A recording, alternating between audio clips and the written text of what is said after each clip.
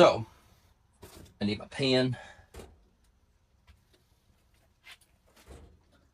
gonna go right on this. All right. So we got pin 1, 3, and 2. So according to the OE, pin 1 is purple and red.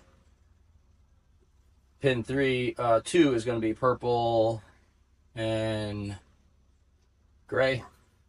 And then pin 2 is going to be, or pin 3 is going to be purple and blue. Okay. But something that bothers me is which one is 1 and 2. So I need to go find my connector views. So back to vehicle. I'm going to go to diagrams, connector views.